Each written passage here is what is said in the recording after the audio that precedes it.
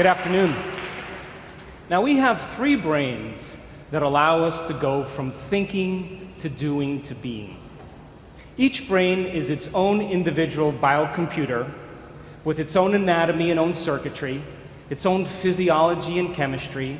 They even have their own history as well as their own sense of time and space. Now, the first brain, the neocortex, it's the newest brain in evolution. It's that walnut-shaped structure that sits on the outside with all of its folds and valleys in yellow there. It's the newest, the most evolved and highly specialized in human beings. Right under the neocortex is called the limbic brain, the chemical brain, the emotional brain, or the mammalian brain. It's about the size of a lemon, and it's responsible for regulating internal chemical order. Right in the back of the brainstem there in red is called the cerebellum, the reptilian brain. It's the oldest brain in evolution. It's the seat of the subconscious mind. Now, your brain is made up of about 100 billion neurons. If you took 100 billion sheets of paper and stacked them on top of each other, it would be 5,000 miles high. That's the distance from Los Angeles to London. Now, nerve cells possess the unique ability to store and communicate information between each other. So your neocortex, your thinking brain, is the seat of your conscious awareness. You're listening to me right now with your neocortex. And what the neocortex loves to do is to gather information. And every time you learn something new, you make a new synaptic connection in your thinking brain. That's what learning is. Learning is forging new connections. And every time you learn something new, your brain physically changes. So you read a book on how to ride a bicycle, you read a book on how to build a doghouse, you read a book on how to dance the salsa, how to cook French cuisine, how to become successful, how to be a better parent. And your brain literally upscales its hardware to reflect a new level of mind. The principle in neuroscience says this: nerve cells that fire together wire together. And as you begin to learn new information, you biologically wire that information into your cerebral architecture. So if learning is making new synaptic connections, then remembering is maintaining and sustaining those connections. And just like any relationship, the more you communicate, the more bonded you become. And neurons are exactly the same way. Now, once these neurons begin to fire and wire together, they actually form networks, what neuroscientists call neural networks. Now, neural networks are just gangs of neurons that have fired and wired together to form a community of neurosynaptic connections. It could be related to an idea, a concept, a memory, experience, a skill or behavior and action. But these networks actually have an electrochemical component. And if you want to see mind in action, watch this. That's a thought right there. Again. So you generate more electrical impulses in your brain in one day than all the cell phones on the planet put together. Now, the neuroscientific definition of mind is the brain in action. Mind is the brain at work. Mind is what the brain does. And because we have 100 billion neurons seamlessly pieced together, we can make the brain fire in different sequences, different patterns, and different combinations. And whenever we make the brain work differently, we're changing our mind. So once you've understood something intellectually, theoretically, once you've understood something philosophically, if you take what you intellectually learned in your thinking brain and you apply it, you personalize it, you demonstrate it, it means you're going to have to modify your behavior in some way. And if you change your actions and you do something differently, you're going to have a new experience. Now, when you're in the midst of an experience, everything you're seeing and smelling and tasting and feeling and hearing, all of your five senses are gathering this vital information from the environment. And as you begin to process all this information and it's rushing back to your brain, jungles of neurons begin to organize themselves into patterns. The moment those neurons string into place, the brain releases a chemical, and that chemical is called a feeling or an emotion. So experience then enriches the circuitry in your brain neurologically, but then it produces a chemical that's released in the second brain called the limbic brain, or the emotional brain. So you can remember your first kiss. You can remember graduating from college. You can remember the birth of your first child. You can remember finishing a marathon.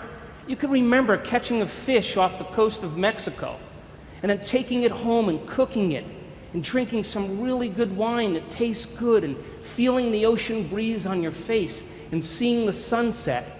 And we could say that you were altered from that experience. The problem is, you can't remember what you had for dinner the night before.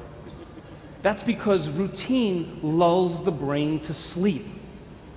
So a great example of this then is most Americans can remember exactly where they were on 9/11. You can tell me who you were with, what time of day it was, and what you were doing. We could say then, when you were in the midst of that moment or that experience, everything you were seeing and hearing changed your internal chemical state. And the moment you felt altered in some way internally, your brain perked up and you paid attention to whoever or whatever caused it. And that event, in and of itself, is called a memory. Now, let's say you read the book called From Forgiveness to Compassion to Unconditional Love.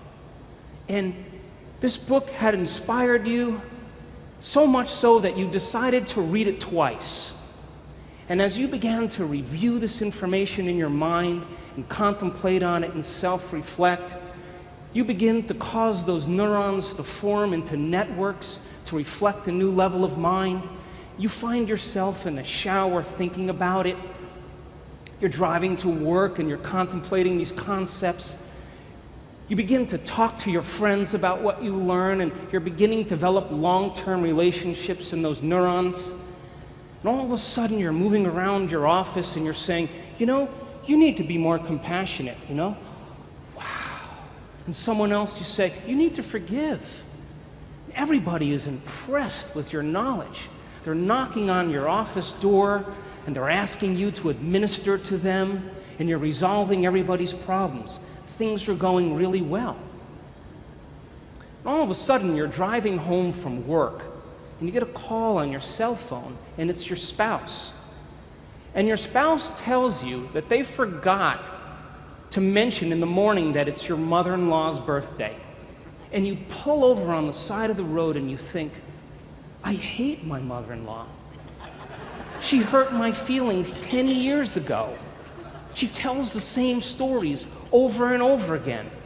And you begin to remember that you had some pretty stressful moments that branded you emotionally from your past with your mother-in-law. Now, stress is when your body's knocked out of homeostasis. Stress is when your body's knocked out of balance.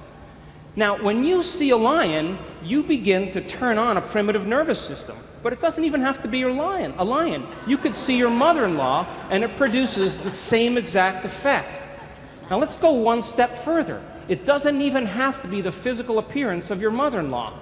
You can begin to think about certain things and auto-suggest, and you can turn on the stress response just by thought alone. Now, your body is your unconscious mind. It does not know the difference between the actual experience in reality that produces the emotion and the emotion that you fabricate by thought alone. To the body, it believes it's in that experience. So the moment the limbic brain begins to make a blend of neuropeptides, it begins to signal the hormonal centers, and you get a rush of energy to prepare you for this event, real or imagined.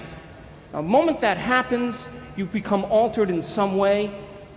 The fight or flight nervous system causes your pupils to dilate, your mouth gets a little dry, all of a sudden your heart rate begins to change, your respiratory rate changes, and blood is being sent to your extremities, and now you're prepared to either do battle with your mother-in-law or never go to the dinner. To stay and run, stay and fight, or to run. Now, what was once highly adaptive, all of a sudden is now maladaptive. Because when we turn on the stress response and we can't turn it off, now we're headed for disease. So then you're sitting on the side of the road, and then you think, I read the book on compassion. Damn. And the moment you begin to think about what you have to do, something very natural happens. You begin to think about what you were thinking about. You begin to pay attention to how you're reacting. You begin to notice how you're feeling. And that concept in neuroscience is called metacognition. We can observe who we're being. And because we can observe who we're being, it means we could modify our behaviors to do a better job in life. So now the frontal lobe is the seat of your awareness. It's the home of the you and the me. And as you begin to think about who you no longer want to be, the frontal lobe acts like a volume control. And it begins to lower the volume in the circuits in your brain that are connected to the old self. And as it begins to silence those circuits that are connected to the old level of mind, that level of mind no longer fires, and you're observing it instead of participating in it. And as you begin to silence those circuits, nerve cells that no longer fire together no longer wire together. And you begin to biologically break down the circuits in your brain that are connected to the old self and to the old mind. Now, as you're sitting on the side of the road, you think, what piece of knowledge could I apply in this situation from what I learned in the book?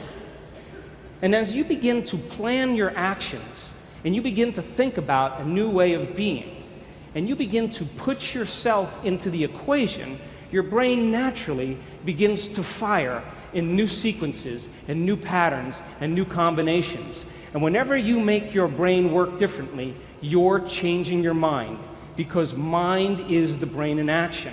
And as the brain begins to fire in new ways and you produce a new level of mind, nerve cells that fire together wire together, and you begin to install the neurological hardware ahead of the actual experience.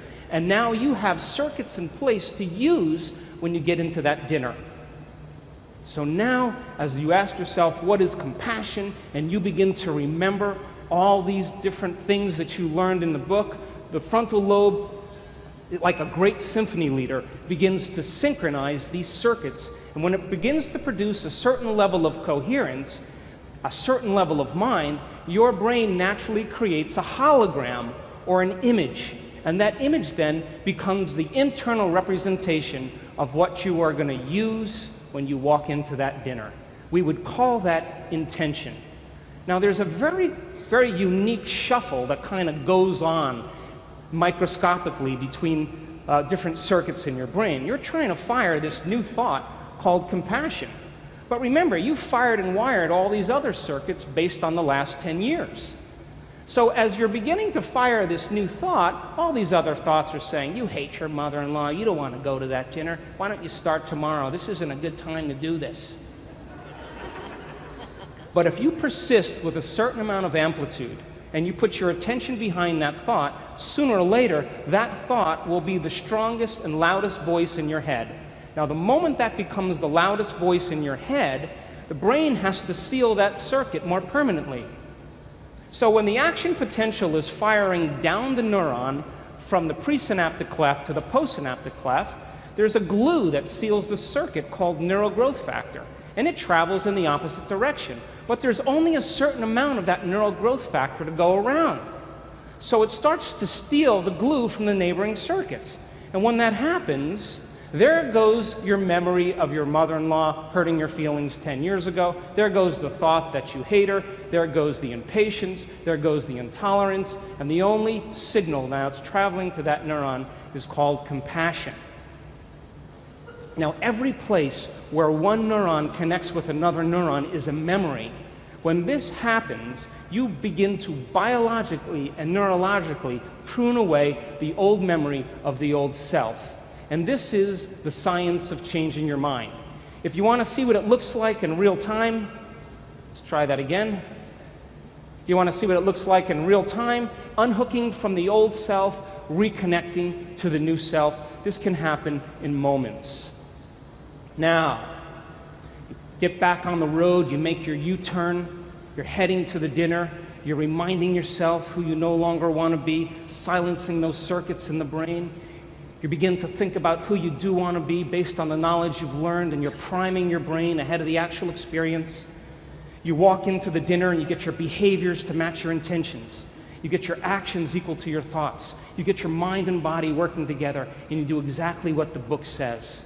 The moment that happens, all of a sudden, you feel compassion.